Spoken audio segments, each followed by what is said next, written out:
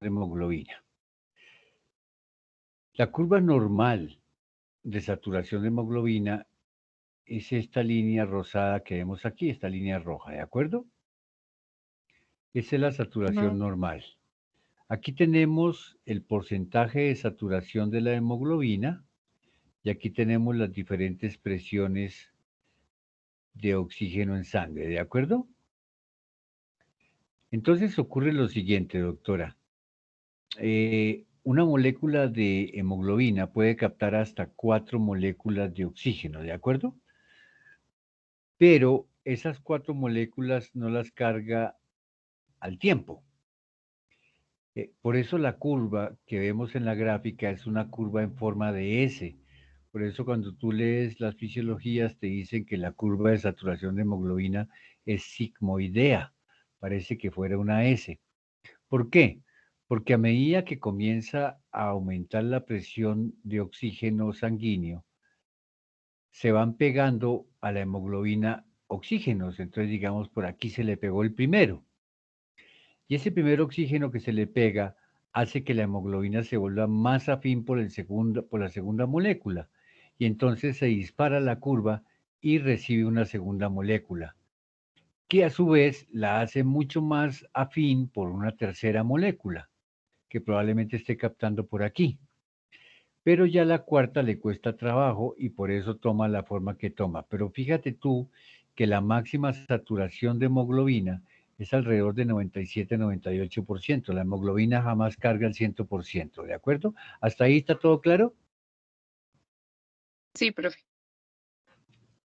Bueno, hay circunstancias que pueden hacer que esta curva de saturación de hemoglobina se modifique.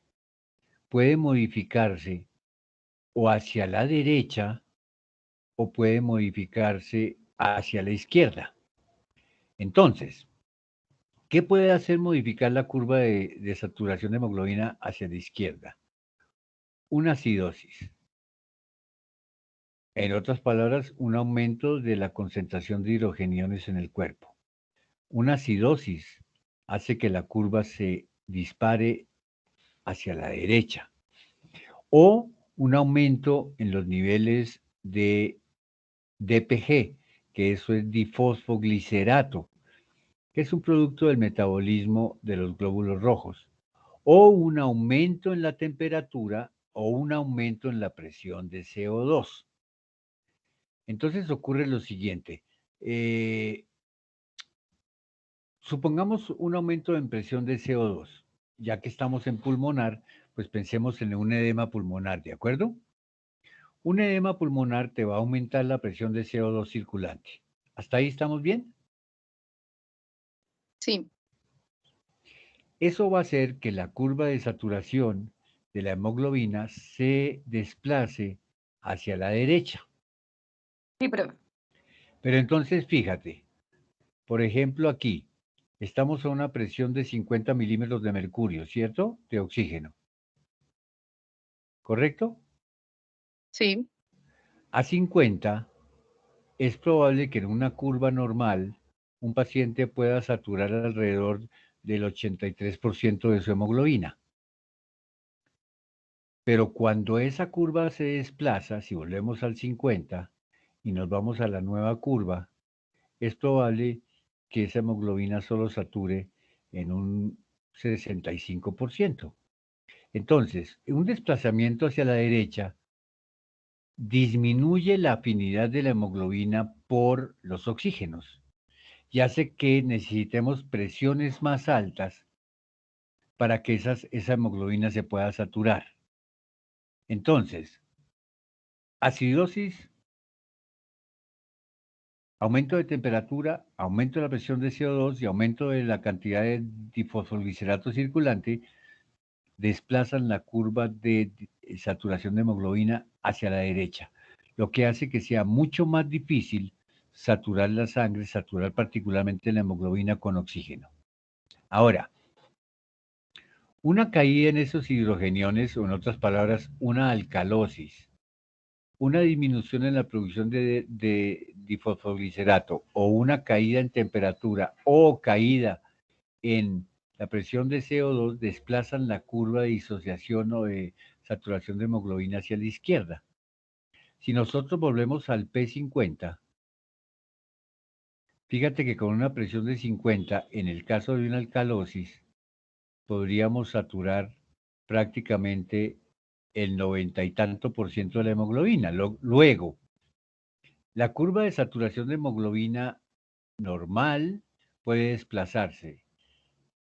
Es malo que se desplace hacia la derecha y no tan malo que se desplace hacia la izquierda, porque desplazarse implica cambios en la afinidad de la hemoglobina por el oxígeno.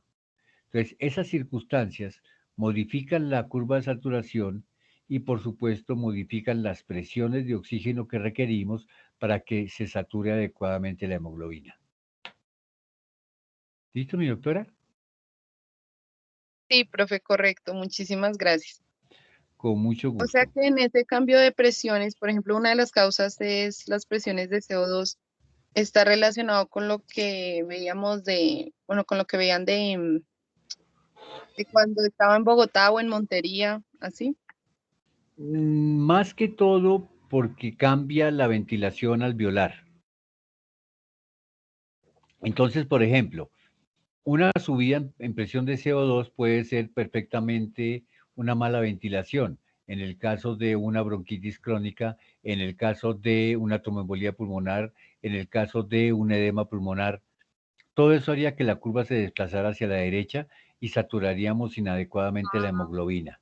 Mientras que, por ejemplo, una caída en la presión de CO2, como un paciente que esté hiperventilando, o una alcalosis desplazaría la curva hacia la izquierda y es más fácil con la curva desplazada hacia la izquierda saturar hemoglobina. Entonces depende de la condición respiratoria o acidobásica o de temperatura en la que esté ese paciente.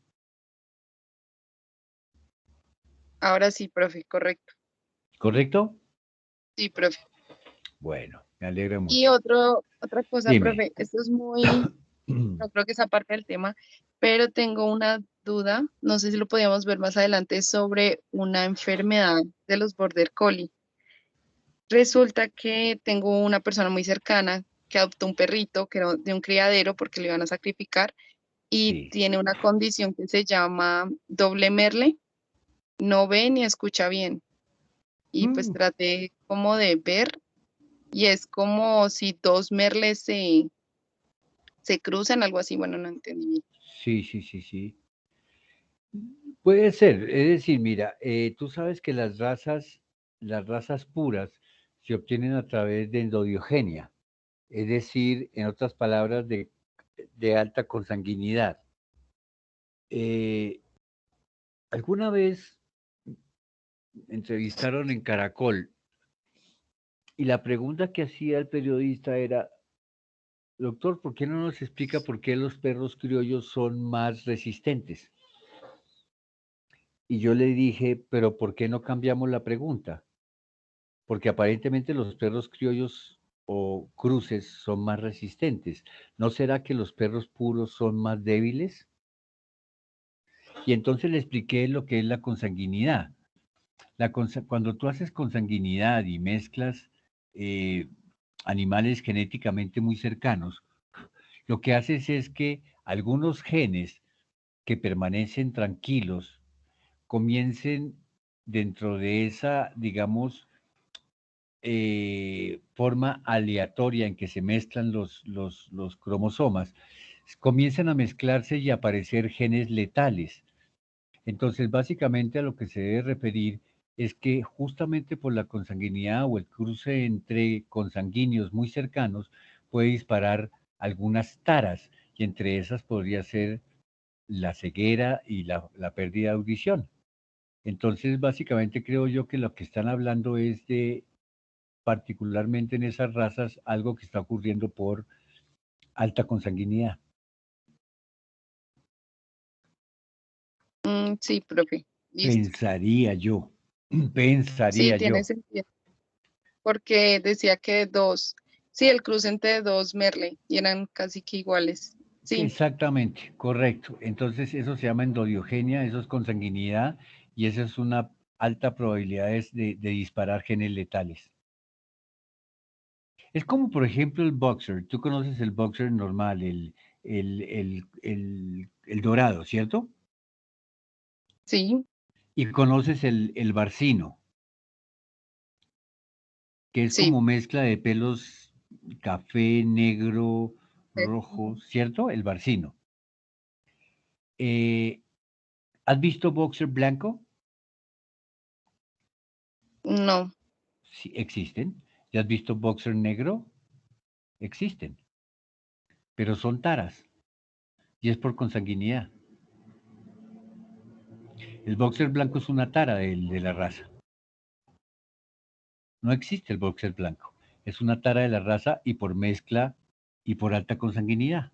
Entonces, como te digo, la consanguinidad lo único que hace es mezclar cromosomas que han estado quietos, pero al juntar alta consanguinidad se pueden juntar genes letales y se dispara en las siguientes generaciones. ¿Vale? Ah, sí, profe. Dale, gracias. Con gusto. Bueno, ¿quién más tiene preguntas? ¿Alguien más tiene preguntas sobre la revisión que hizo, si la hicieron de la grabación o ahí estamos acá? ¿Estamos bien? Bueno, entonces, hoy vamos ya a arrancarnos. ¿Con ustedes dónde terminamos, doctores? ¿En hipertensión pulmonar? Sí, profe, y vamos a comenzar las patologías. Listo. Entonces vamos a arrancar con las patologías y vamos a ver las principales patologías respiratorias que vamos a ver constantemente en consulta.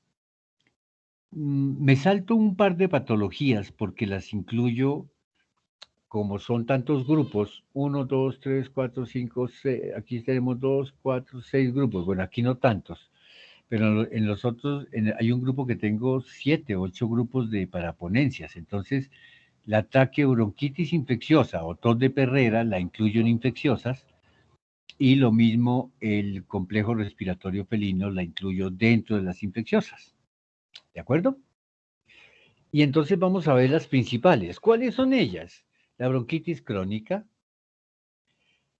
eh, el edema pulmonar, la tromboembolía pulmonar, la bronconeumonía y el asma en los gatos particularmente y finalmente el colapso traqueal, que son de todos los días y tenemos que estar claros con los conceptos. Bueno, arrancamos pues con esa primera y más frecuente para mi gusto patología respiratoria que es la bronquitis crónica. Mm, la bronquitis crónica realmente, yo diría más que una causa desconocida, probablemente causas multifactoriales. Es tal vez para mi gusto la patología más frecuente con la que uno se encuentra en la clínica de pequeños. Se ha asociado, por ejemplo, con inflamación o irritación crónica de las vías respiratorias, lo que parece muy lógico. La inflamación o irritación constante de el, el epitelio bronquial, pues obviamente va a generar a largo plazo cambios en morfológicos y fisiológicos de esas paredes. La contaminación ambiental, que el polvo, que el smog, que las emisiones de los carros, que las fábricas, en fin, por supuesto. Eso es una irritación constante y a la larga crónica que puede generar una reacción inflamatoria del árbol respiratorio. Como hemos visto en muchas patologías, la mala higiene bucal, por supuesto, tener una población, una microbiota bucal, oral, eh, con una gran cantidad de bacterias, predispone a muchas cosas. respiratorias, digestivas, sistémicas, lo que sea. Y se ha dado también como parte de esa irritación las migraciones de larvas intestinales, que también tiene una lógica importante por la inflamación e irritación que causan. Entonces veamos a ver si por ahí está la doctora Carol Stephanie. Hoy también nos tiene abandonados. ¿Qué me Hola, dice? profe. ¿Dónde andaba usted ayer? Usted me abandonó ayer y ni siquiera me pidió No, permiso. no, Ay, profe, yo no te abandoné. no, pero por completo. Ayer llamé yo, me dijo Juan Pablo, no, Carol no está por acá.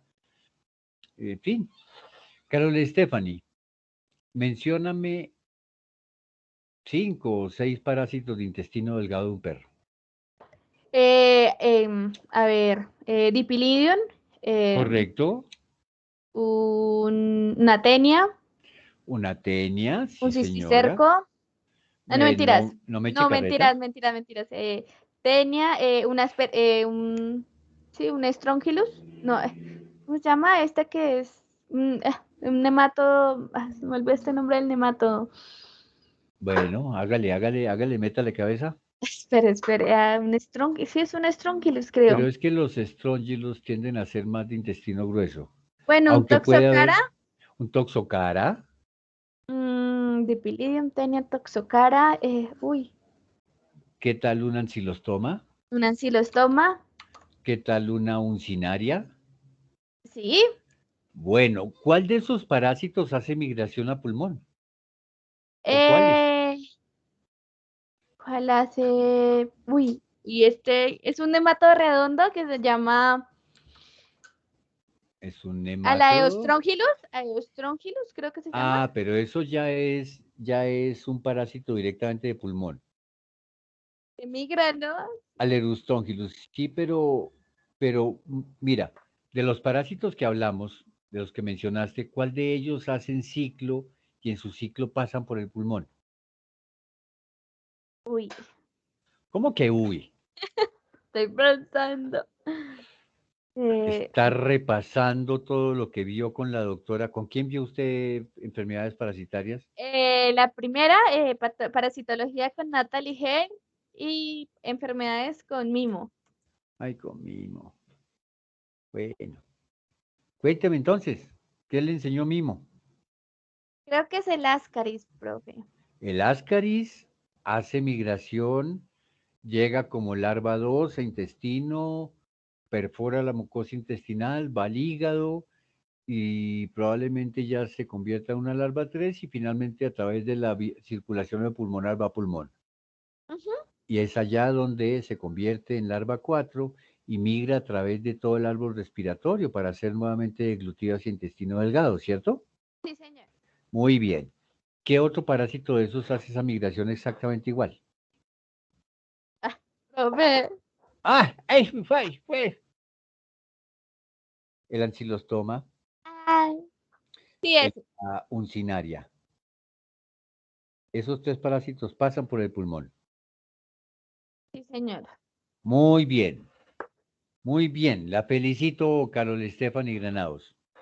Gracias, profe. No digamos que qué bruto estuvo exacta, pero se defendió, Ah, sí. cosa que está muy bien. Bueno, sigamos. Esto es lo que pasa con el bronquio. Básicamente lo que vamos a hacer es daños a nivel de la pared bronquial, lo que va a generar proliferación de las células caliciformes del epitelio bronquial y además esas células caliciformes producen abundante producción de moco. Entonces vamos a producir moco, vamos a disminuir la luz de los bronquios del árbol respiratorio. Usualmente esto ocurre más en los bronquios grandes que realmente en los pequeños, pero también en los pequeños puede ocurrir.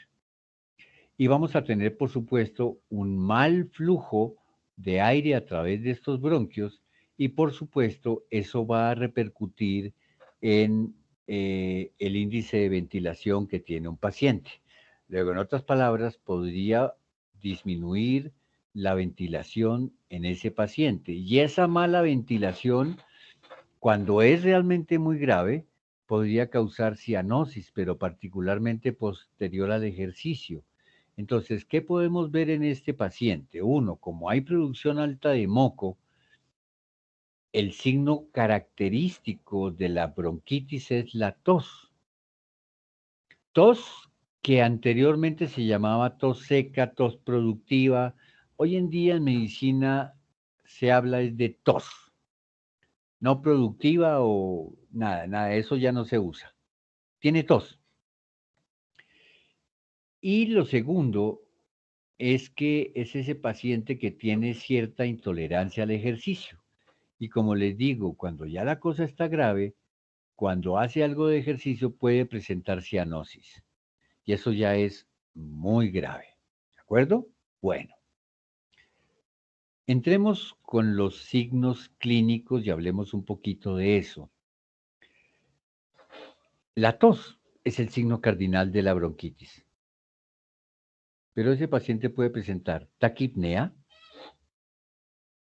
puede presentar expectoración intermitente, y eso es importante que la tengamos en cuenta, porque muchas veces el dueño llega y doctor, que es que el perro ha estado tosiendo, usualmente tosiendo hace rato, no es que la tos comenzó ayer, sino que está tosiendo hace rato y ya está como que ya me llamó la atención y me preocupa, y a veces ha vomitado.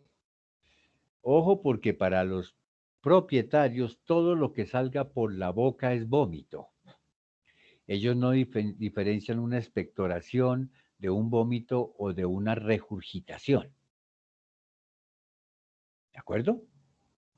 Bueno, ojo, si se presenta fiebre, anorexia y depresión, sugieren infección respiratoria secundaria o, en otras palabras, una neumonía.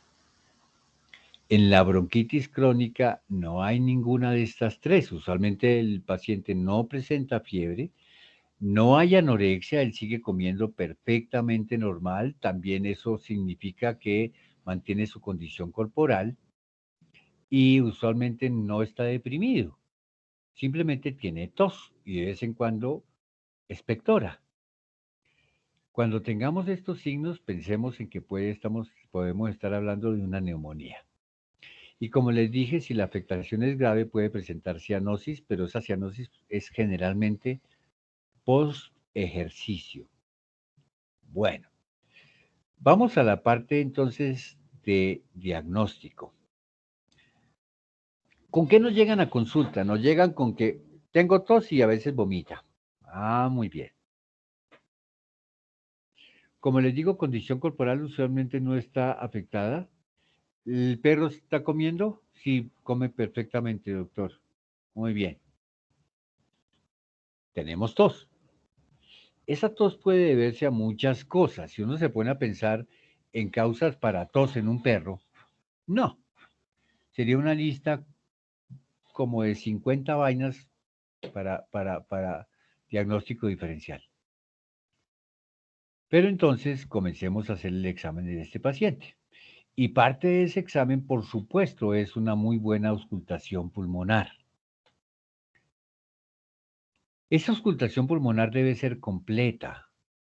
A veces veo que la persona pone el estetoscopio en el lado izquierdo, oye un rato y luego se pasa al lado derecho un ratico, pero lo deja en el mismo sitio.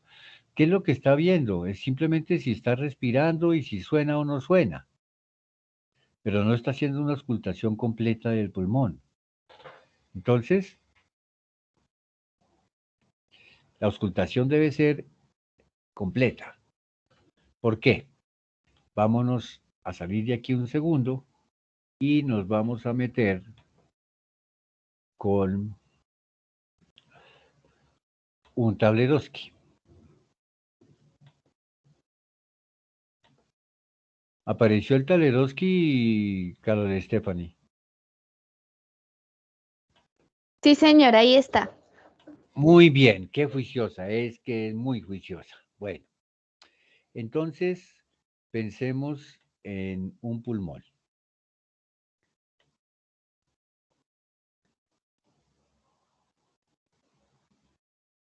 Listo. En el perro, en la parte superior, la pegada a las vértebras, la auscultación se debe hacer en varios puntos y debemos ir más o menos hasta la vértebra número 13. A nivel del encuentro, ¿qué es el encuentro, Carol Stephanie?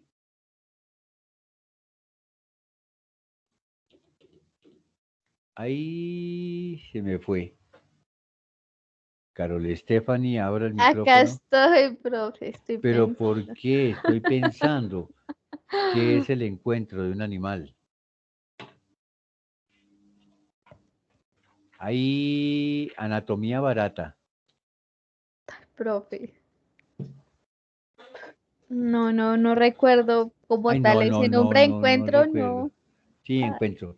¿Te acuerdas que por aquí hay como un huesito muy chévere, así plano, que se llama omoplato? sí, Y ese omoplato hace,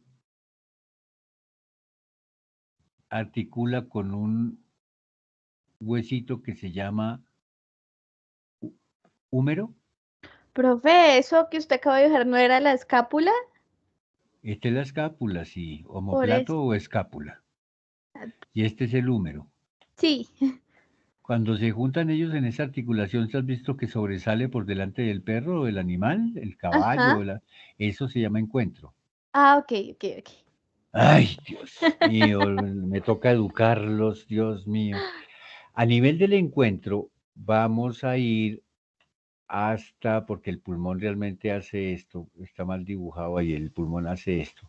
Olvídese, olvídese esta parte que dibujamos, pero la borramos para que no se me vaya a confundir la chinita esta. Si no, después me echan la culpa a mí, que es que usted me enseñó mal. Entonces, volvemos acá. A nivel del encuentro, vamos a ir más o menos hasta la vértebra 8. Y en la parte más baja del pulmón auscultamos hasta la vértebra número 5. Así se ausculta un pulmón. Arriba hasta la 13, a nivel del encuentro hasta la 8 y en la parte más baja hasta la 5. Y debemos hacer eso tanto en pulmón izquierdo como en pulmón derecho. ¿Qué podríamos encontrar en un paciente con una bronquitis? Pues obviamente crepitaciones húmedas. Podríamos encontrar algunas zonas de sibilancia, o sea, como si escucháramos unos silbidos. Es tan delgada o tan esclerótica algunas veces un determinado bronquio que cuando pasa el aire suena como un silbido. Eso se llama sibilancia. O las crepitaciones húmedas que vemos como esa flema se mueve dentro de esos bronquios. Oímos cómo se mueve esa secreción. Eso ya es un signo de que el animal puede tener una bronquitis. ¿De acuerdo? Ahora, podemos establecer cuáles son los puntos donde hay mayores crepitaciones. Entonces, encontramos mayores crepitaciones a nivel del encuentro, en los lóbulos más craneales, o encontramos mayores crepitaciones en los lóbulos caudales superiores del pulmón. Bueno, usted hace ahí sus anotaciones. Podemos después, inicialmente haga su auscultación y luego recuerden que por aquí viene la tráquea y luego la laringe y la faringe. Entonces, estimulemos los anillos traqueales y produzcamos en el animal tos y volvamos a auscultar. Auscultemos antes y después de haber hecho el reflejo de la tos. ¿De acuerdo? A ver si se modifica y si esas secreciones se exacerban o no. Bueno, usualmente en un hemograma no son muchas las cosas que podríamos encontrar. Realmente, cuando hablamos de un hemograma, pues digamos que no son muchos las cosas que podríamos encontrar.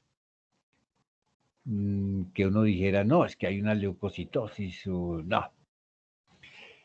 Recordemos entonces que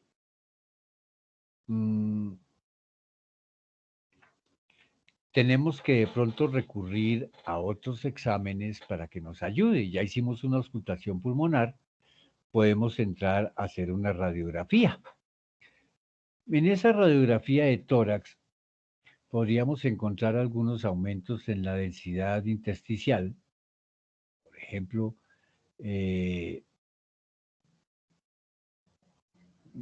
usualmente cráneo ventrales son más frecuentes ahí. Podríamos encontrar una consolidación de algunos lóbulos pulmonares, pero eso ya es más indicativo de que puede existir una neumonía bacteriana secundaria. Podemos encontrar un patrón bronquial que implica una inflamación de esos bronquios, ¿no es cierto? Digamos,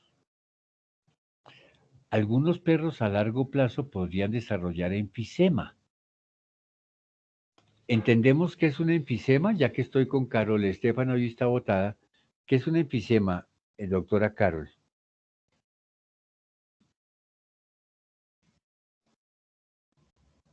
Mientras abre ella el micrófono y piensa. A ver, bro, un enfisema. ¿Pero Un por qué? enfisema, no sé, rico que me preguntes. Es que Es como un acúmulo del aire en la cavidad. sí, Ujú. entonces sí. Mira, supongamos que este es un alveolo normal, ¿de acuerdo? Ese alveolo en algún momento llega y se extiende tanto que llega y se rompe. Y Sí, señor. entonces ya no es funcional. Y esto queda lleno de aire. ¿De acuerdo? Ok, sí. Bueno, ¿te acuerdas de tu, ¿cómo se llama eso? Semiología. Sí, señor. ¿Qué es el murmullo vesicular? Dime. ¿Qué es el murmullo vesicular? ¿Qué suena? ¡Ay, que suena! ¡Ay, mire, Carol Stephanie! Que suena. A ver, Mur- ¿has auscultado un pulmón? Sí, profe. El pulmón se escucha muy bien durante la inspiración, pero en un paciente adulto usualmente la expiración no suena. ¿De acuerdo? Ok. Bueno, cuando tú auscultas, escuchas un ruido de entrada de aire, ¿cierto? Sí, señor. Que creo que ese es el murmullo, ¿no? Ese se llama murmullo vesicular, pero Ah, sí. básicamente, ¿sabes qué es? Es cuando los alvéolos se llenan de aire. La gente piensa que es que estoy oyendo el paso del aire a través de los bronquios. No es cierto. Mm, Es cuando los alvéolos se distienden. ¿De acuerdo? ok. Ok. Entonces, un paciente con un estado crónico puede desarrollar enfisema, que tú dijiste que era un paciente que está lleno de aire, ¿no es cierto? Sí, señor. Claro, si tenemos algunas zonas donde se ha presentado enfisema, pues vamos, dentro de la auscultación podemos detectarlas. Supongamos que estas que tenemos aquí señaladas son las áreas enfisematosas, ¿de acuerdo? Ok. ¿Qué escucharías en esas áreas enfisematosas? ¿Cómo escucharías ese murmullo vesicular? Creo que sonaría más duro, ¿no? Por lo que hay aire. No sonaría. Ah, ¿verdad? No sé. ¿No será más bien que si estas zonas son enfisematosas y el alveolo está distendido constantemente, Ujú. no escuchamos nada? Ah, ok. Entonces, ojo, las áreas enfisematosas son áreas de auscultación sorda, Ah, ok. ¿de acuerdo? Listo, profe. Pero ojo, Ah, estos alveolos que rodean el área enfisematosa, ujú. van a aumentar el sonido.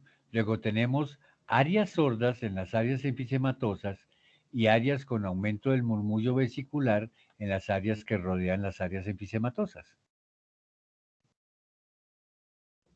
Ok, profe. ¿Cómo la vio China? No, ya entendí. ¿Y cómo sería la percusión de ese tórax en un enfisematoso? ¿Cómo debe ser la percusión de un pulmón? Un sonido hueco. Timpánico, ¿cierto? Sí. ¿Por qué hueco? ¿De dónde aprendió esa palabra, Carlos Stephanie? Pues que suene, o sea, como que suene como si no hubiera nada adentro, como coco, no Ah, y sé. entonces el médico no dice timpánico. Sí. Ah, bueno, ¿cómo que sí? ¿Y cómo serán las áreas enfisematosas? ¿Serán más timpánicas o más Serían mates? más mate, se escucharían más mate. No, si están llenas de aire. Más timpánica. Ah, muy bien, qué brillante es Carlos Stephanie. Mate es cuando suena como cuando uno le pega el músculo, ¿cierto? Sí. Sí, Ah, bueno. o cuando le pegas, por ejemplo, al hígado, o cuando le Ok. pegas a un órgano que compacto.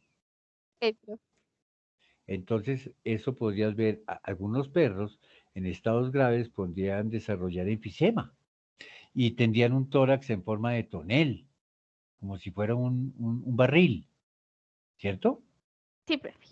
Bueno, muy bien. Muchas gracias, doctora Carol Stephanie. Ya no lo voy a preguntar más hoy. Muchas Aprendo. gracias por toda la ayuda y por toda su colaboración y su gentileza, ¿oyó? Claro que sí, profe. Bueno, vale. Entonces, una buena Profe, auscultación. Dime, una pregunta señora, ¿con quién hablo? con Paula Cubillos. Es que no Paulita, qué rico oírte. ¿Cómo estás? bien, profe. Bueno, Profe, no entendí muy bien. Cuando hay un enfisema, se escucha una auscultación sorda, o sea, timpánica, sí. Pero también no, se puede. sorda, sorda. Es decir, no escuchas nada. Listo.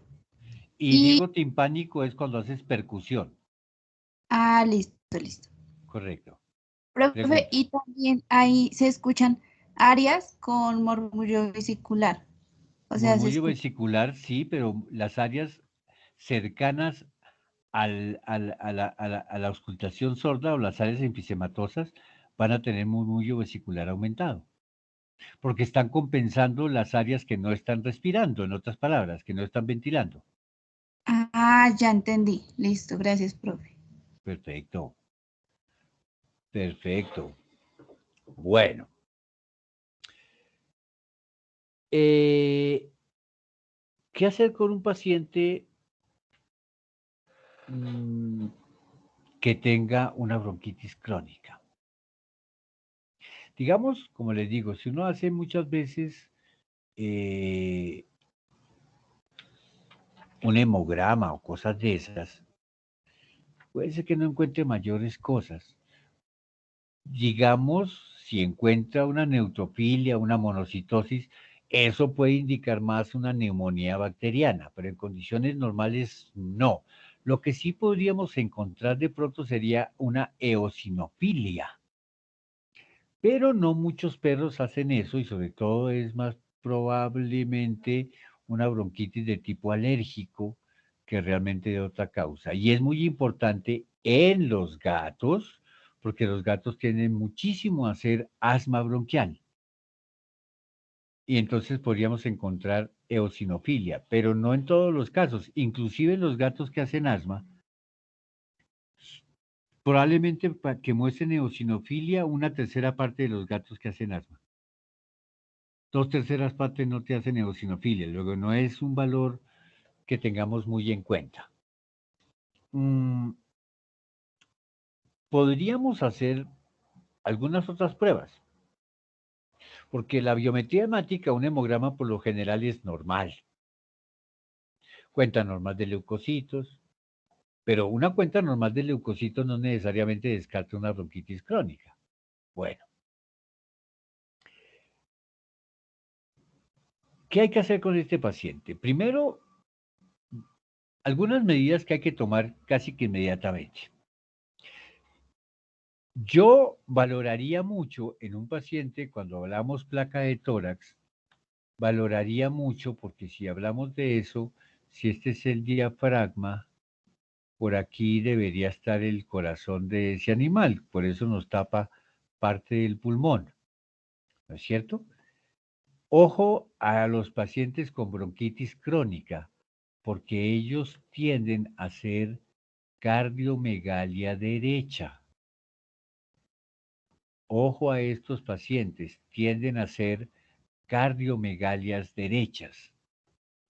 Y muchas veces la tos no necesariamente es porque el paciente tenga la bronquitis, sino por la presión del corazón sobre los mecanorreceptores bronquiales que hacen que se produzca una tos refleja. Entonces, valoremos siempre no solamente pulmón en ese paciente, sino valoremos silueta cardíaca. Y como les digo, usualmente estos pacientes desarrollan hipertensión pulmonar arterial y eso produce hipertrofia cardíaca derecha. Eso es muy frecuente, lo veo con altísima frecuencia en la clínica. Pacientes con crecimiento de corazón derecho, muchas veces totalmente asintomáticos, lo que no descarta que tengan una bronquitis crónica y que estén ya presentando hipertensión pulmonar arterial, que produciría una hipertrofia cardíaca derecha concéntrica y a largo plazo problemas serios por insuficiencia cardíaca congestiva derecha. Y recuerden que el corazón derecho cuando se emberraca, mata. Bueno, entonces, empecemos. Vamos a recomendarle cosas a este paciente. Si es obeso, hay que bajar de peso. ¿Por qué? Porque los pacientes obesos respiran con dificultad. Hay mayor dificultad en los pacientes obesos para respirar. Y eso incluye los humanos. Yo a veces me angustio cuando veo una persona obesa y la veo respirar, digo, Dios mío, yo siento que cada rato como que se va a ahogar. Y es que a una persona obesa le cuesta mucho trabajo respirar. Entonces, si está obeso, bajar de peso. Hay dietas de restricción que pueden hacer bajar de peso a ese animal. Porque muchas veces la gente dice, ay, pues le voy a dar menos. No, hombre, porque el perro va a quedar con hambre. Ah, entonces le voy a pasear más. Tampoco es la mejor idea. Hay dietas de restricción. ¿Cuáles dietas tenemos de restricción? En Hills hay una dieta que se llama RD, Restricted Diet. Muy buena. Y cuando lleguemos al peso que queremos, la pasamos a dieta WD, que es para mantener peso. Excelente. ¿De acuerdo? Si usa collar, páselo a una pechera, un arnés. Disminuye la irritación de las vías aéreas. Y obviamente tratar de que el ambiente donde vive esté libre de contaminación, sea el polvo, sean los vapores, olores de desinfectantes o el humo del tabaco o lo que sea. ¿Que podríamos recomendarle vaporizaciones? Claro que sí, pero vaporizaciones con aguasal. Y después de la vaporización, sáquelo a caminar para que expectore. Pero no me le vaya a echar, por favor, eucalipto, eso que las abuelitas. No, mijita, eso hay que echarle eucalipto, que eso limpia las vías respiratorias. No, no, no le eche eucalipto. ¿Por qué? Porque muchos animales y personas son alérgicas al eucalipto y pueden hacer una broncoconstricción. Y entonces nos metemos en problema. Agua con sal. Ni siquiera necesita ir a comprar suero fisiológico, nada. Agua con sal en su casa y póngale a respirar eso al perro. Métase ahí debajo de una toalla y ponga a respirar el perro eso. Luego sáquelo a pasear. Antitusígenos. Sí, en las bronquitis podemos usar antitusígenos. No en las bronconeumonías. Sí en las bronquitis. Voy a salirme de aquí porque me voy a ir al chat y vamos a poner algunas alternativas de antitusígenos. Por ejemplo, en perros. Ay, cerré esta vaina. Ya, listo. Proteína. Funciona bien. Hidrocodona. Funciona bien.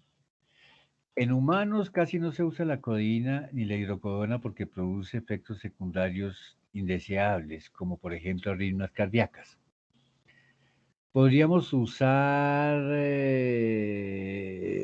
butorfanol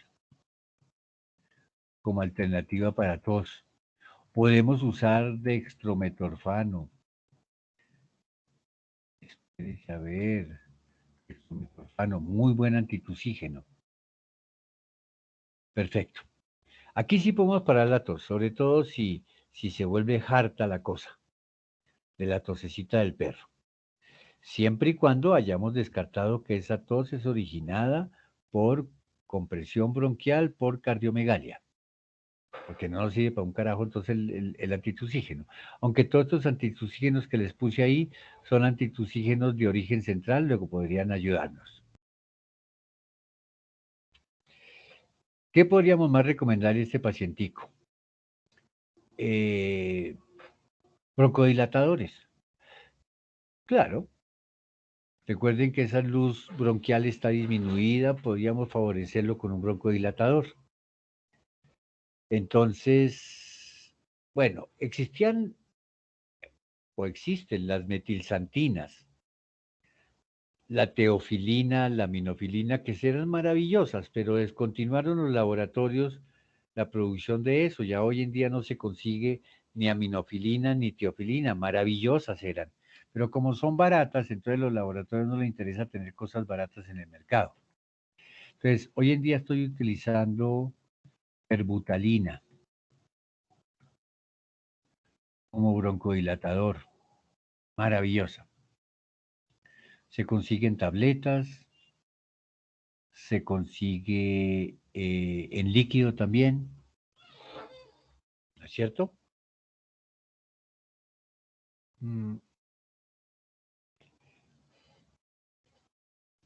Podríamos intentar desinflamatorios.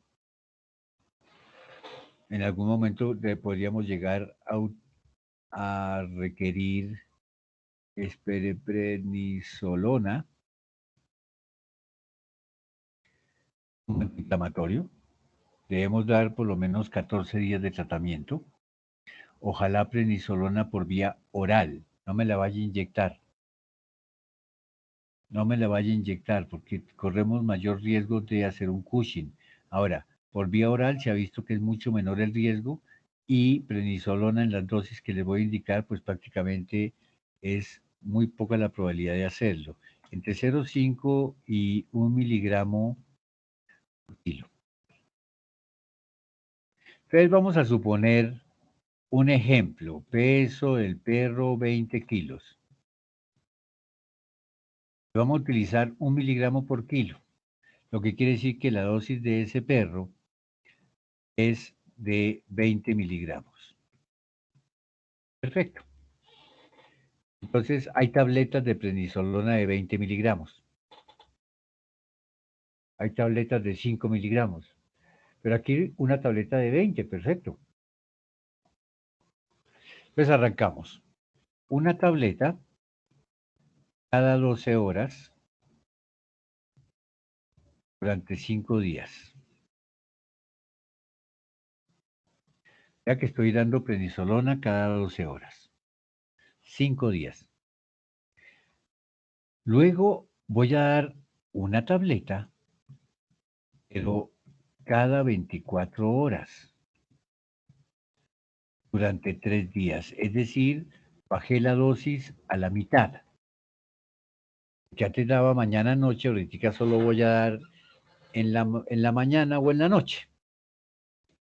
durante 3 días.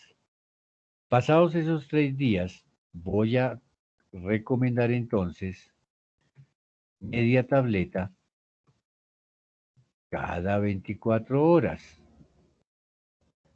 Así me voy a ir 3 días más. Fíjese que se volvió a reducir la dosis a la mitad.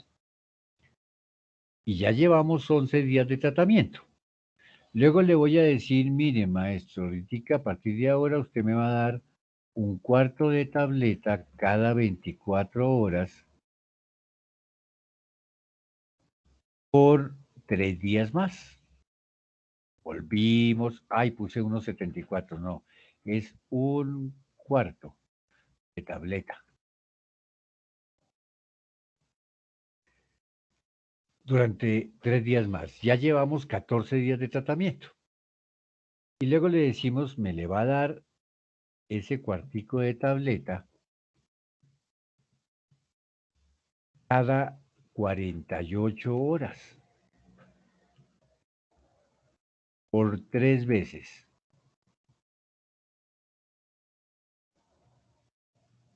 Suspendemos el corticoide.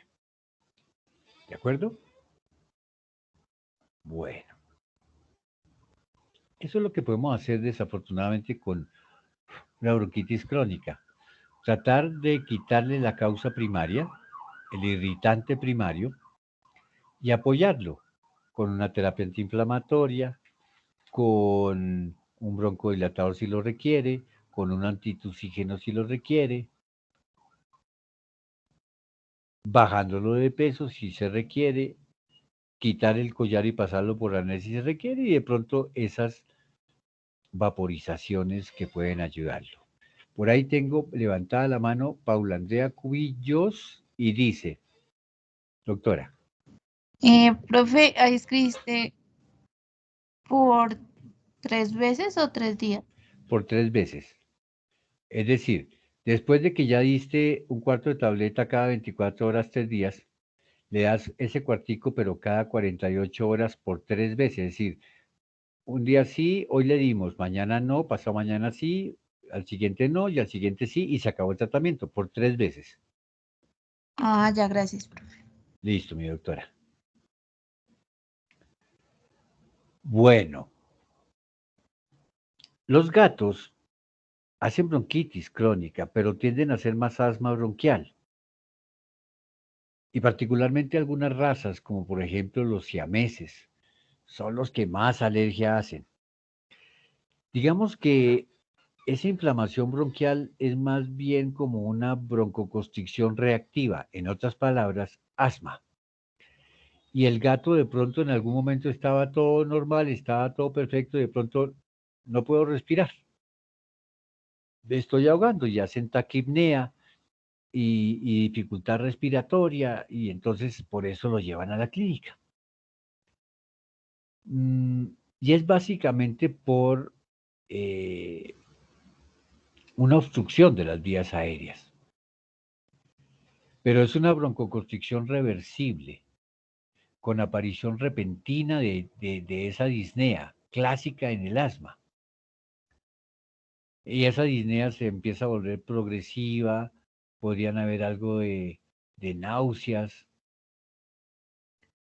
¿Y qué hace uno? Pues la ausculta, de pronto, digamos, no encuentra mayor cosa en la auscultación y aplica un corticoides, porque esa pérdida o ese distrés respiratorio súbito puede sugerir en el gato particularmente una broncoconstricción reactiva, o sea, que haga asma y que esos bronquios se hayan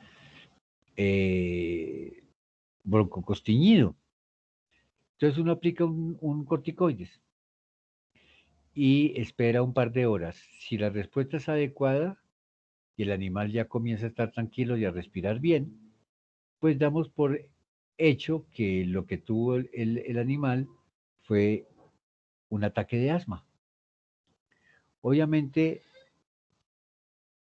un distrés respiratorio intenso que, que aparezca de manera progresiva, ¿de acuerdo? es obvio que no va a haber fiebre. Ahora, entrar a hacer más exámenes siempre y cuando después del corticoides no haya respuesta adecuada. Entonces entraríamos a hacer radiografías de tórax, ¿cierto? Y ver si vemos algo particular. Mirar, como siempre les digo, el tamaño del corazón, aunque los gatos son poco lo que hacen problemas realmente cardíacos, aparte de la cardiomiopatia hipertrófica. Mirar el pulmón, puede estar un poquito insuflado. Entonces, ¿cómo se vería eso? Ustedes saben que el pulmón tiende a verse de color oscuro, es decir, radiolúcido. Cuando hay hiperinsuflación se ve muy negro, exageradamente negro. Eso le está sugiriendo que está lleno de aire, que hay más aire de lo normal. Eso es insuflación, hiperinsuflación, y podría darse en el caso de el asma. ¿Por qué? Porque el aire cuesta trabajo entrarlo, pero entra, y una vez entra, cuesta mucho trabajo sacarlo. Entonces se mantiene dentro de los pulmones y eso genera esa hiperinsuflación. Y como les digo, podemos verlo en la placa como un pulmón exageradamente negro. Eso le sugiere a usted hiperinsuflación. Bueno, el tratamiento de urgencia implica, primero, tranquilice al gato. Pongámosle en una tiendita de oxígeno, pongámosle su corticoides o su broncodilatador y esperemos, ¿no? Si la respuesta es adecuada, tuvo un ataque de asma, ¿no? Si no hubo una respuesta adecuada, puede ser que se requiera de un tratamiento adicional, por ejemplo, isoprotelenol, adrenalina, o terbutalina, ¿no es cierto? Y eso nos ayuda muchísimo. Entonces, pilas con los gatos, con el asma bronquial, porque básicamente lo hacen por alergia. Si usted hace un hemograma, como le digo, podría encontrar eosinofilia, pero solo una tercera parte de los gatos hacen eosinofilia, la gran mayoría no la hacen. Entonces eso podría confundirnos. Bueno, volvamos a la presentación. Y vamos a comenzar a hablar entonces del edema pulmonar, que es otro de los buenos chicharrones que puede uno enfrentarse en la clínica de pequeños. Como vamos a ver ahí, hay muchísimas causas para edema pulmonar. Hay unas causas cardiogénicas y que se cambia la presión capilar. Entonces hablamos de causas por alta presión capilar. Ejemplo, insuficiencia cardíaca congestiva izquierda, que es la más frecuente en los perros. O una sobreperfusión de líquidos, porque estamos dando líquidos de manera muy rápida y en grandes cantidades, eso aumenta la presión capilar y genera extravasación de líquidos. O como veíamos cuando estábamos tratando el tema de la hidratación de un paciente renal, un paciente que estamos perfundiendo pero que no está produciendo adecuadamente orina. Eso generaría también un aumento en la presión capilar y podría generar edema pulmonar. Las segundas causas se llaman incremento en la permeabilidad capilar. Hay muchas condiciones que aumentan la permeabilidad capilar, lo que hace que se extravasen líquidos con mayor facilidad. Un paciente en estado de sepsis, en estado de shock, una tromboembolía pulmonar, una coagulopatía intravascular diseminada, una uremia, una pancreatitis o la inhalación de humo, pero inhalación de humo me refiero no a que al humo del cigarrillo, sino a un incendio. Y el tipo estuvo sometido a una inhalación de humo durante mucho tiempo, eso puede producir un edema pulmonar. Y otras de origen que se llama origen indeterminado. ¿Por qué? Porque no se sabe por qué se genera el edema. No tiene una explicación. Convulsiones. Se considera un edema pulmonar de origen neurógeno. Pacientes en estado de convulsión terminan, si no se para esa convulsión, haciendo edema pulmonar. ¿Por qué? No se sabe. Por eso está origen indeterminado. Pacientes con trauma craneal, accidente automovilístico, por ejemplo, pueden hacer edema pulmonar. Pacientes que han sufrido electrocución. El perrito que se puso a examinar las tomas de luz en la casa y pum pum, se pegó su electrocución. El edema por reexpansión. ¿A qué me refiero a una reexpansión? Por ejemplo, si usted tiene un paciente con un neumotórax, tiene que volver a insuflar ese pulmón porque está colapsado. O cuando hace una cirugía de tórax, ese pulmón está colapsado. Haga la reexpansión de manera lenta y progresiva. Porque si la hacemos de manera rápida, podemos romper alveolos, romper capilares y terminamos en un edema pulmonar. La ketamina se ha asociado con pacientes bajo anestesia que desarrollan edemas pulmonares. Pilas con eso, pilas con las dosis de ketamina. Y muchas veces las obstrucciones de vías respiratorias altas en pacientes braquicefálicos, lo que se llama el síndrome braquicefálico, puede generar un edema pulmonar. Y todas estas causas finales son causas de origen indeterminado. No se pueden explicar con tanta facilidad.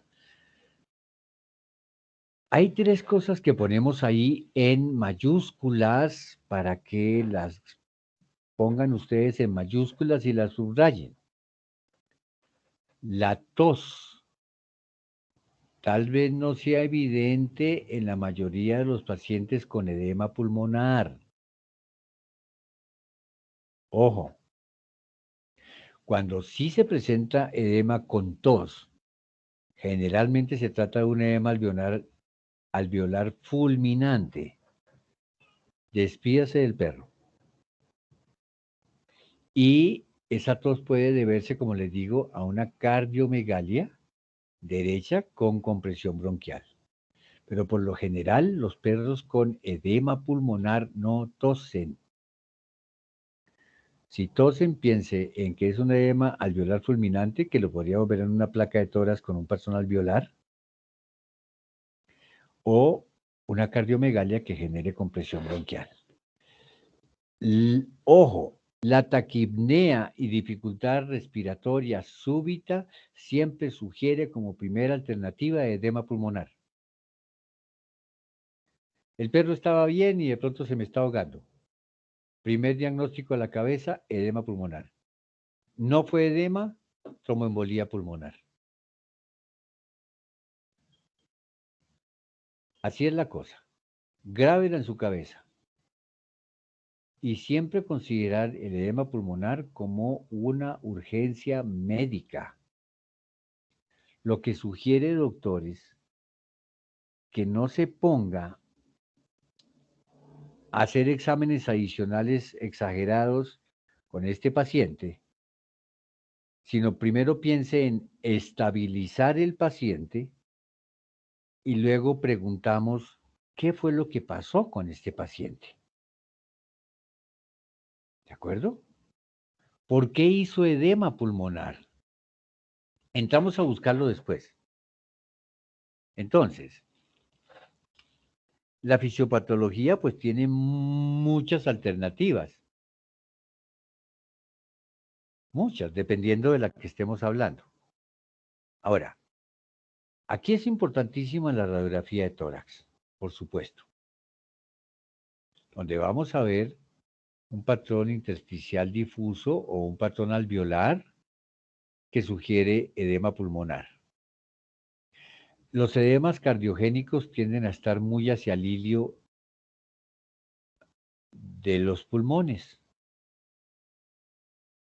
Entonces, los edemas, por ejemplo, por hipoproteinemias tienden a ser mucho más caudodorsales.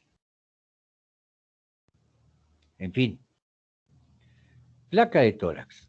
Verifique silueta cardíaca, porque este edemita puede ser perfectamente por problema cardíaco. Entonces, verifique silueta cardíaca. Por ejemplo, en este caso, veamos esa plaquita. ¿Qué me dice Paulita Cubillos? ¿Qué te llama la atención en esa placa? ¿Qué podrías describir tú en esa placa, mi doctora? Pues que la silueta cardíaca se ve, hay cardiomegalia. Aparentemente hay cardiomegalia, ¿cierto? Sí, señor. ¿Bajo qué criterios dices tú eso? ¿Solo porque te parece grande el corazón o tienes criterios para decir eso? Pues creo que uno puede medir desde el ápice, Sí, con las señora. vértebras. Uno mide desde el ápice, ¿hasta dónde? Mm, A ver, doctora, es que no me... ¿usted me está tratando de decir el índice de Buchanan? Sí, Ah, bueno. Entonces, medimos el largo desde la carina sí, señor. hasta la punta. Y luego medimos el ancho. Sí, Y esos valores los pasamos a partir de la T4 y contamos cuántos cuerpos vertebrales. ¿De acuerdo? sí, señor. Bueno, muy bien. ¿Qué otro criterio ves ahí?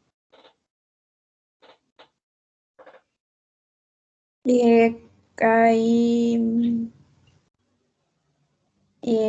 como zonas, se me olvidó cómo se dice, radiopacas Sí. en los bronquios. Bueno, ¿y por qué en los bronquios? Bueno, en la zona bronquial, no, ¿Y no en será la esto zona, el intersticio del pulmón? eso, profe, en el Por eso intersticio del decimos pulmón. un patrón intersticial difuso. ¿De acuerdo? Eso, sí, sí, de acuerdo. ¿Qué te parece esta carina y esta tráquea? Mira cómo se disminuyó aquí tremendamente el ángulo traqueoespinal. Aquí hay desplazamiento hacia dorsal de la carina con disminución del ángulo traqueoespinal. Además, hay pérdida de la silueta cardíaca craneal. Hay aumento del contacto cardioesternal. Hay aumento del contacto cardiodiafragmático. Aplanamiento de la silueta caudal del corazón. Ahí se nos olvidó la imagenología, Paula Cubillos. Profe, es que tengo que repasar. Ay, toca repasar, tan linda, sí, toca repasar, Paulita. Toca repasar, pero fíjate, hay una cosa importante. eh, Aprender, viste toda esa carreta que eché yo sobre la placa, ¿cierto? Así tú deberías pasar un informe Sí, señor. con todos esos datos. Así se pasa un informe. Luego, este paciente tiene muchas ganas de tener una edemita, pero por una edemita cardiogénico, ¿cierto? Sí, profe. ¿Tú te acuerdas para qué sirve el sistema linfático? Pues una es la inmunidad. Bueno, a partir de los linfocitos, son en los ganglios linfáticos, ¿cierto? Señor. ¿Y qué más? Em, Eh, Esa letra me gusta mucho. Mira, estoy con Paulita, ¿cierto? sí, Cuillos. profe. Nos vamos Sí, a ir tú señor. y yo ¿para dónde te vas en la bicicleta? ¿Por qué? Ah, ¿por qué se me fue en la bicicleta? No es el celular, profe. Ah, ¿es el celular? ¿Y le tienes ese timbre tan insoportable? Sí. Bueno, por lo menos de que se oye, se oye. Mira, Sí, ojo a esto, porque esto es importante en el edema. Voy a dibujar aquí un vaso sanguíneo, ¿de acuerdo? de acuerdo, profe. Y aquí voy a dibujar unas células. Entre los vasos sanguíneos y las células hay un intercambio de cosas, ¿cierto? A través de los vasos sanguíneos yo le llevo cosas a la célula y recojo desechos de la célula. ¿Eso es correcto? Sí, profe. En ese intercambio de cosas quedan desechos aquí en el espacio intersticial, en el intersticio. ¿De acuerdo? De acuerdo. Eso es lo que recoge la linfa, el tejido linfático. Ella recoge todo eso. Entonces, ¿qué ocurre? En el caso del edema pulmonar, ¿por qué se vuelve inicialmente un patrón intersticial difuso? Porque el intersticio es el que se llena de líquido, el intersticio del pulmón. Y entonces el sistema linfático sobrepasa su capacidad y no puede recogerlo y por eso el edema pulmonar usualmente empieza con un patrón intersticial difuso y luego ya se junta con un patrón alveolar y hacemos un patrón mixto, que es el patrón usual de un edema pulmonar.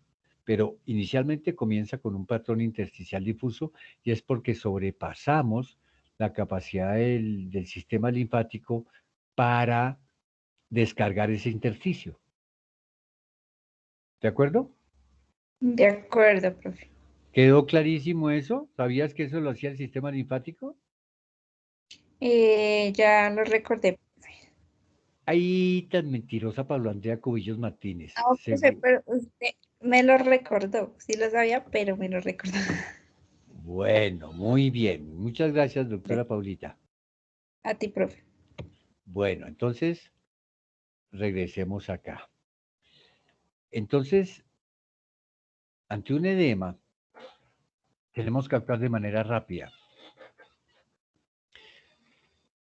Tratemos el edema y luego vemos a ver por qué demonios ese animal presentó edema. Lo primero que tenemos que hacer necesariamente, después de que ya tomamos nuestras placas de tórax y toda la cosa, es actuar de manera rápida. Primero, si existe una enfermedad de base y ya la tenemos, pues podemos comenzar a tratarla. Pero lo primero es incrementar la concentración de oxígeno. Y para eso vamos a pasar a este paciente, ya sea con un catéter o con una sonda o con una tienda de oxígeno, pero vamos a administrar primero oxígeno para mejorar la ventilación. Ojo a la administración de líquidos. Yo pensaría que o no damos líquidos, o si le vamos a dar líquidos, tiene que ser muy pequeñas cantidades intravenosos. Y tratar de reducir la presión capilar pulmonar con diuréticos, particularmente furosemida, comenzando con 4 miligramos por kilo y luego bajamos a 2 miligramos por kilo cada 8 horas. En el caso de los perros, si se desarrolla hipotensión, dopamina. Y, como les digo, administrar líquidos al mínimo. Calcular, por ejemplo, 20 mililitros por kilo día. Y en caso de que tenga dudas, si quiere, bájelo. Tienda hacia la deshidratación, no importa. Hasta que haya resuelto el edema. Podríamos pensar en una dosis de choque con corticoides, por ejemplo, prednisolona, succinato sódico de prednisolona, 10 a 20 miligramos por kilo. Funciona y ayuda mucho.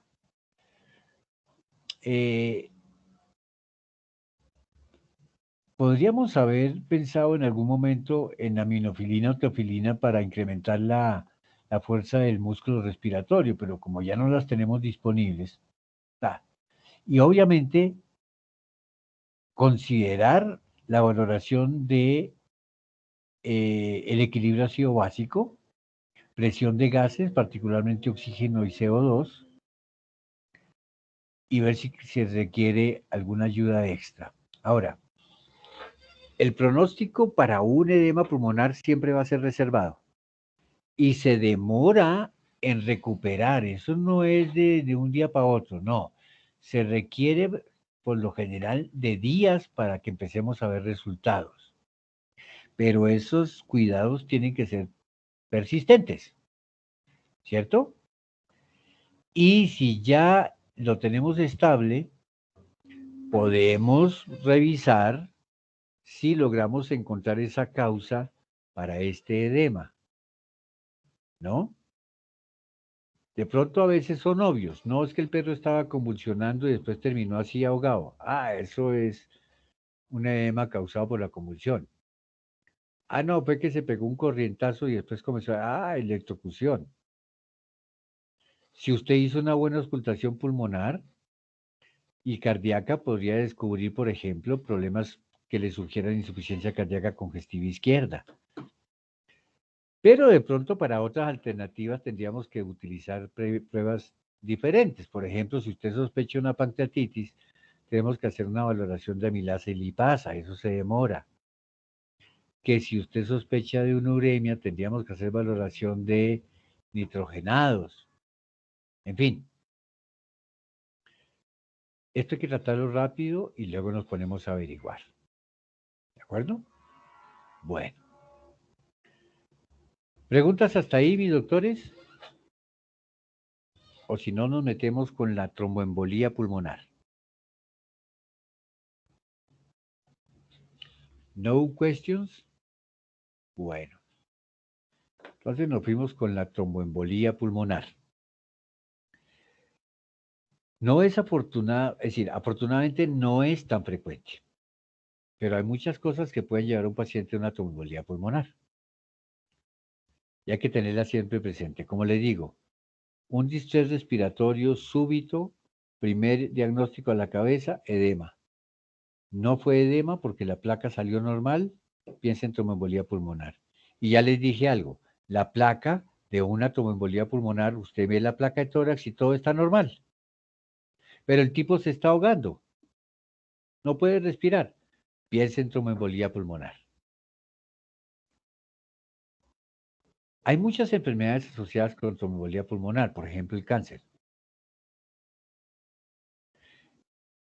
la pancreatitis, el Cushing, el hipotiroidismo, la diabetes, mellitus, nefropatías perdedoras de proteína, particularmente síndrome nefrótico, dirofilariasis.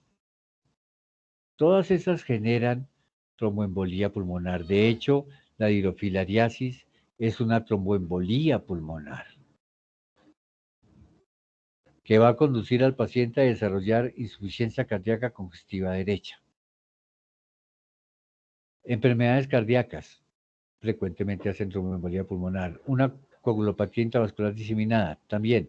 Y, ojo, neumonías. Cuando hay pacientes con neumonía, son pacientes que pueden tender a hacer muy fácilmente tromboembolía pulmonar. Como dice ahí, en general cualquier enfermedad que predisponga a un estado protrombótico, a la formación de trombos.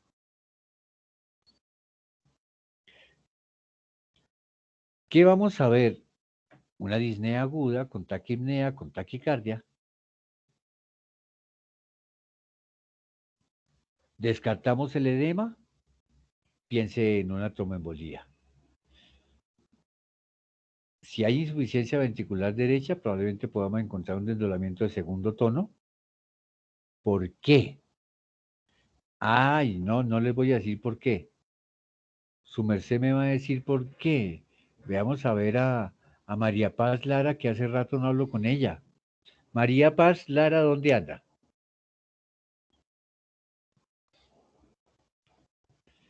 no anda. María Paz Lara no está despierta.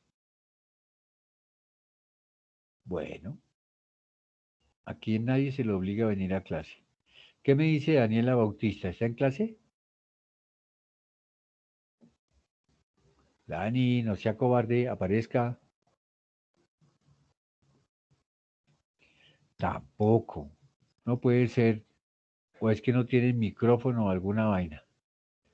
Entonces llamemos. Ay, mire qué lindo. Aleida Giraldo. Aleida sí es buena amiga. ¿Aleida anda por ahí? O también está escapando ya Aleida. No puede ser.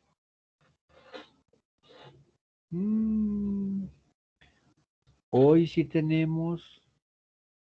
Pero qué cosa. Espere, salimos de aquí y vemos un segundo acá. Y veamos aquí asistentes. 19 y son 25, claro, hay un pocotón, pero entonces aquí no se me pueden escapar, vea. Aquí estoy viendo a Dayana Roa. Ella sí está en Sí, clase. profe. Hola, Evelyn Dayana Roa Velandia. Profe, ¿me escuchas? ¿Me escuchas bien? Perfectamente. Doctora, ¿por qué en este paciente con cardiomegalia derecha se va a presentar cuando hay tromboembolía desdoblamiento del segundo tono? ¿Por qué te imaginas tú? Ya podrías explicarlo, estoy seguro. Profe, ¿me lo repites? Es que se me recortó al final. Mira, tenemos un paciente con cardiomegalia derecha, ¿de acuerdo? Y es un paciente que presenta tromboembolía pulmonar. ¿Por qué se desdobla el segundo tono? Invéntate esa fisiopatología.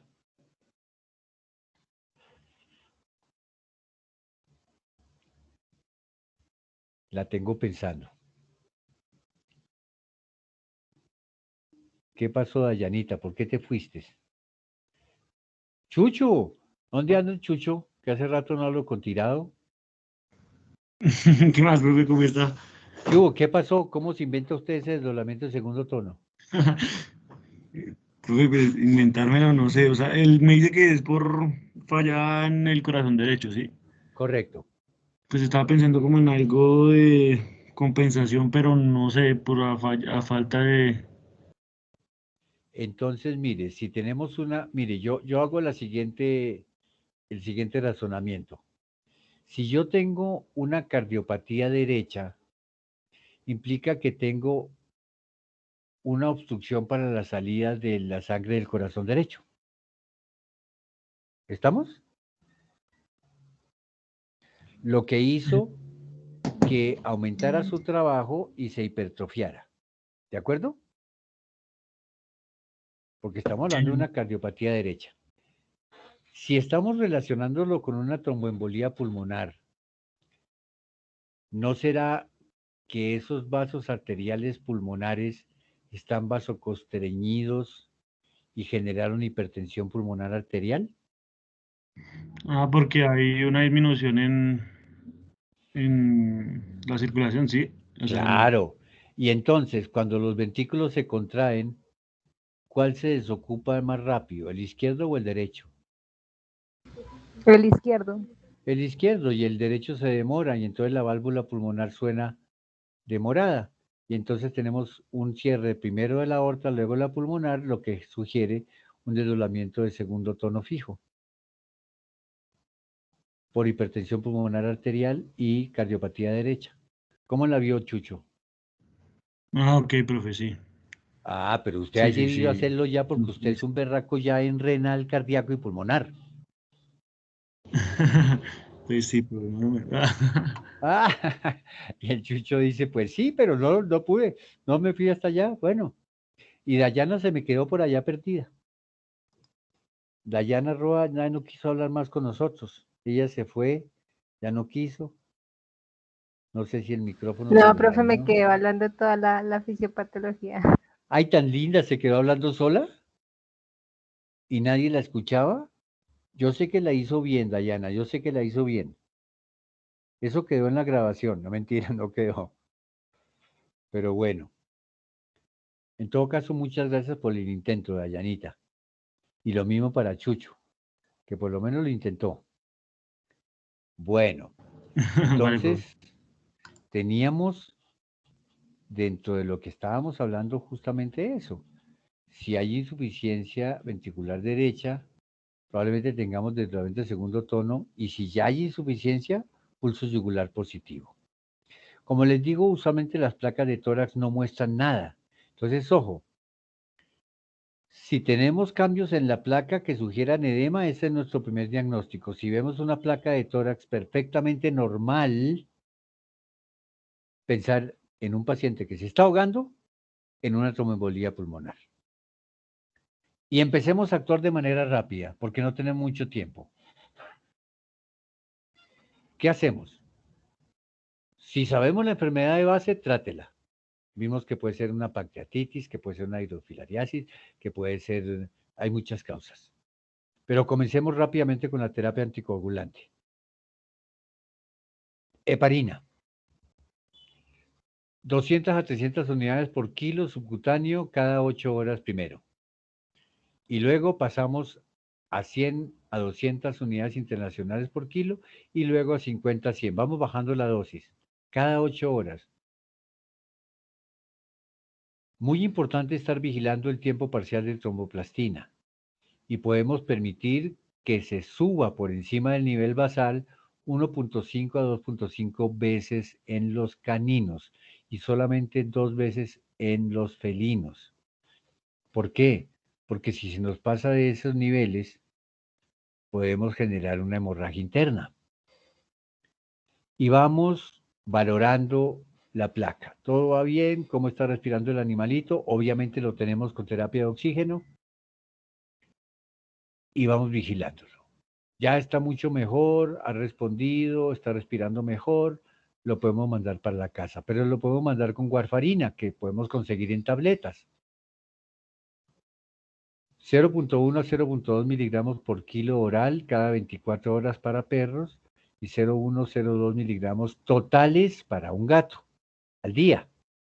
Y vamos a monitorear el tiempo de protrombina y podemos permitir que pase entre 1,5 y 2 veces el nivel basal. ¿Para qué? Para no tener problemas de anticoagulación y hemorragias internas. Y lo vamos monitoreando. Lo vamos monitoreando. Ahora, depende de la enfermedad base.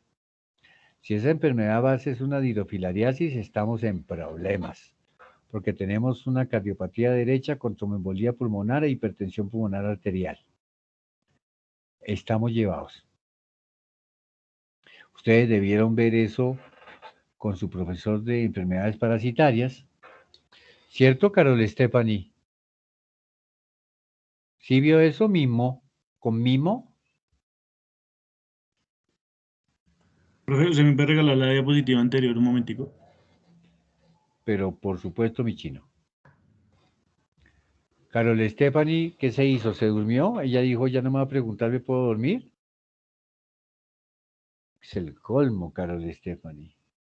Profe, esa heparina, es que eso no la hago a la pregunta, pero es que no sé, ¿esa heparina puede ser de esas mismas que uno consigue para humanos también? La ¿Sí? misma, claro que sí. Ah, listo. De hecho, la heparina que usamos es de humanos. Ah, ok, vale, profe.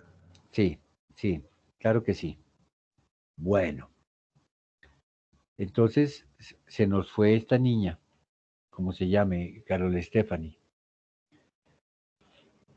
Bueno, veamos entonces, hablemos pues un par de cositas sobre la bronconeumonía.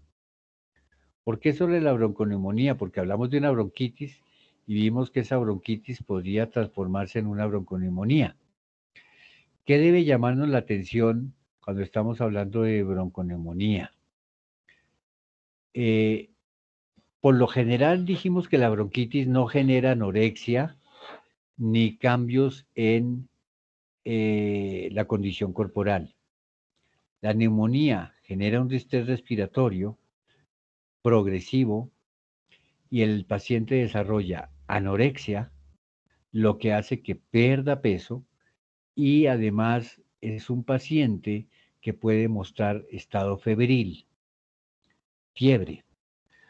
Un paciente con crepitaciones pulmonares, con disnea, con distrés respiratorio, con fiebre, con anorexia, es un paciente candidato a una bronconeumonía. Pero en este caso, aparte de todos los apoyos que podemos darle, es necesario e importantísimo, prioritario, dar terapia con antibióticos. A una neumonía no se le puede dar largas, porque esa neumonía puede terminar en una tromboembolía pulmonar y nos vamos para el otro lado. ¿De acuerdo? Entonces, pensar en inmediatamente comenzar con una terapia antibiótica. Alternativas. Cefalosporinas, trimetoprim-sulfa, una quinolona, por ejemplo, enrofloxacina, una combinación amoxicilina ácido clavulánico, tetraciclinas, siempre y cuando el perro sea adulto, podría ser. Y son terapias que van a ir por lo menos de 2 a 4 semanas y vamos a tener que hacer seguimiento de ese animal durante todo el periodo de recuperación. ¿De acuerdo? Hacemos seguimiento radiográfico. En la radiografía podemos encontrar áreas de consolidación pulmonar. Recuerden que la neumonía pasa por 2 estadios, según su patología. Por un estadio que se llama hepatización roja, luego hepatización gris y finalmente periodo de resolución. ¿Cuándo sabemos que estamos en periodo de resolución? Cuando se presenta poliuria en los pacientes. Cuando ese paciente comienza a orinar como un demonio, estamos ya en periodo de resolución. Eso es buenísimo. Pero mientras haya áreas de consolidación, ya sea por hepatización roja o gris, vamos a tener que estar haciendo seguimiento. Administrando antibióticos, dijimos por lo menos entre 2 y 6 semanas y haciendo seguimiento radiográfico. ¿Cierto? Obviamente muchos pacientes en los estadios iniciales requieren oxigenoterapia. Y lo que sí es definitivamente importante es absolutamente contraindicados los antitusígenos. ¿Hay tos en la neumonía? Sí, sobre todo en los estadios iniciales. No vaya a parar esa tos. Que tosa, eso es bueno. Y antibiótico. Y no le dé chance. Ahora, si usted puede hacer a través del esputo, la expectoración, un cultivo de antibiograma, mejor. Pero láncese inmediatamente con un antibiótico de amplio espectro. ¿De acuerdo? No le dé espera a eso, porque la neumonía es muy traicionera y una de las consecuencias puede ser una tromboembolía pulmonar y ahí sí que nos metemos en un chicharrón muy serio. Una tromboembolía es de lo más desagradable de manejar. Y con un pronóstico, yo diría más que reservado en la tromboembolía por un pronóstico malo. A veces no lo vamos a sacar adelante. ¿Podemos sacar adelante bronquitis crónicas? Claro. ¿Podemos sacar edemas pulmonares? Claro. ¿Podemos sacar adelante bronconeumonías? Claro. ¿Tromboembolia pulmonar? ¿Qué te dijera? Y las bronconeumonías, si usted me pregunta en mi experiencia clínica, ¿cuándo es que la ve uno con mucha frecuencia? Cuando tenemos pacientes o inmunocomprometidos por terapia, por ejemplo, antineoplásica, o pacientes con moquillo. Eso sí que hacen fácilmente bronconeumonía, porque están inmunocomprometidos. Y la contaminación bacteriana secundaria es muy fácil. ¿Qué bacterias pueden producir una neumonía? Pues una cantidad, que si Klebsiella, que Pseudomonas, que estafilococo, que Streptococo, que Escherichia coli. Bueno, Las que usted quiera. Las que usted quiera. Bueno. ¿Preguntas hasta ahí, muchachos? O si no, hablamos un segundito del colapso traqueal. ¿No hay preguntas? ¿Todo está perfecto? Bueno. Entonces nos vamos a ir con el colapso traqueal, que es otra cosa de todos los días en la clínica de pequeños. Existen algunas razas con predisposición para el colapso traqueal. Por ejemplo, que el chihuahua, que el pitcher miniatura, que el Yorkshire, que el West Highland White Terrier, que el French Poodle, el Schnauzer, el Beagle, el Lhasa Apso, el Shih Tzu, muy predispuestos a hacer colapso traqueal. ¿Qué es lo que ocurre en estos casos? A ver, vamos a entrar a un tableroski. Ustedes saben que la tráquea tiene unos anillos traqueales. Esos anillos traqueales tienen una parte cartilaginosa y tienen una parte membranosa. Esto le da fortaleza a esa tráquea para que cuando el aire pase, pues no se cierre ese conducto. Pero resulta que algunos animales, por predisposición genética, tienen debilidad en estos cartílagos. Y entonces cuando el aire pasa, los aplana.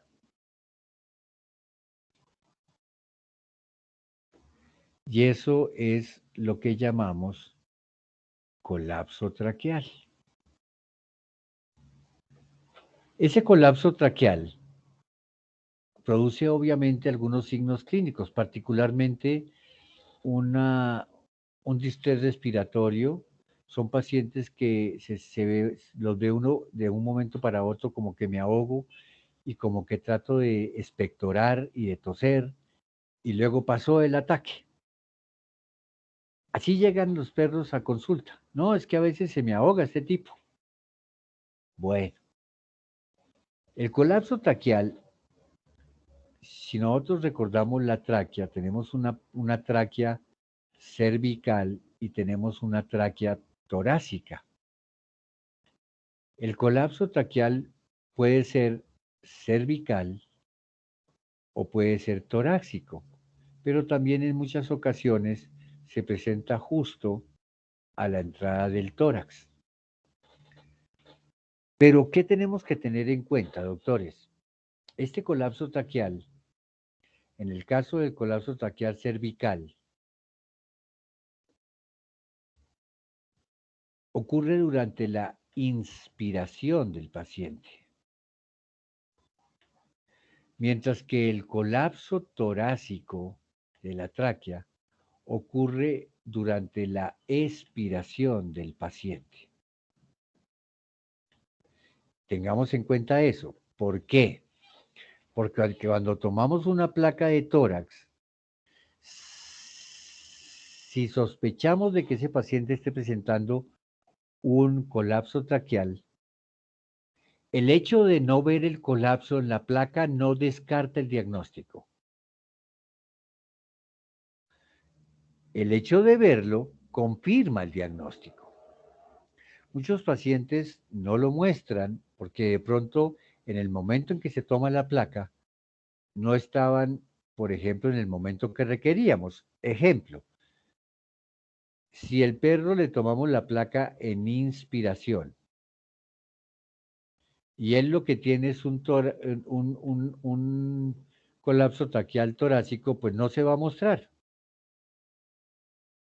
O lo contrario, si tomamos la placa en una expiración y él tenía o tiene un colapso cervical, pues no se va a mostrar. Entonces, ¿qué es lo recomendable? Tome placas. Yo usualmente trato de tomar 3 placas en diferentes estados de respiración, a ver si le pegamos. Como le digo, si veo el colapso, pues ahí tiene la confirmación de su diagnóstico. Si no lo veo, eso no descarta el diagnóstico. Muchos perros termina uno haciendo una broncoscopia para observar si realmente, bueno, una endoscopía de tráquea, y entra uno con el endoscopio y va mirando si se colapsa. Muchas veces la única forma de diagnosticarlo es a través de endoscopía. Pero si podemos hacerlo con la placa es mucho más rápido, es menos agresivo y podemos diagnosticarla fácilmente. ¿Cuál es el problema aquí? Que digamos lo confirmamos. Sí, mire aquí, mire cómo se le estrecha la tráquea a este paciente aquí y luego se vuelve a abrir. Ah, mire, tiene un colapso traqueal, cervical. Desafortunadamente, el único tratamiento definitivo sería la colocación de anillos metálicos alrededor de los anillos que se están colapsando, de manera que cuando pase el aire por ahí no se colapse. Se colocan unos anillos metálicos.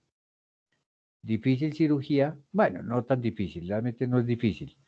Digamos, dispendiosa y costosa, porque esos anillos muchas veces tienen que ser en titanio. No podemos poner alambre de púas, no. Tiene que ser en titanio. Entonces van a ser costosos. ¿Qué es lo que termina uno haciendo? Utilizando broncodilatadores. Tiendo a utilizar en estos pacientes, venga, les digo, pasemos aquí al chat. Tiendo a utilizar en estos pacientes terbutalina. La terbutalina, no exagerar y no irse más allá de un mes de tratamiento con terbutalina. Si pasamos un mes con ese paciente, suspendemos, damos un descanso de por lo menos 1 o 2 meses y volvemos a hacer una tanda de otra vez un mes. Y así nos podemos ir manteniendo, dependiendo de cómo vayan los signos del perro. En el caso, ¿qué les digo yo? En el caso de que se presente, voy a ponerles un medicamento. En el caso de que hayan crisis, de pronto me estoy ahogando y el dueño dice, no, se me está ahogando, les mando conseguir beclometasona, que es un corticoides, y se puede mandar por shots. Voy a poner la palabra shots.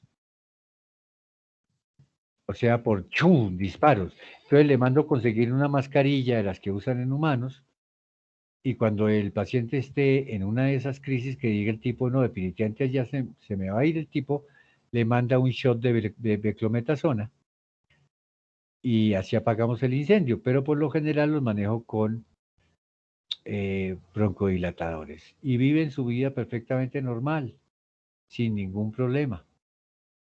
Y como les digo, existe una predisposición por raza y pues no es mucho lo que podemos hacer, a no ser que se recurra finalmente a la cirugía para hacer la corrección definitiva.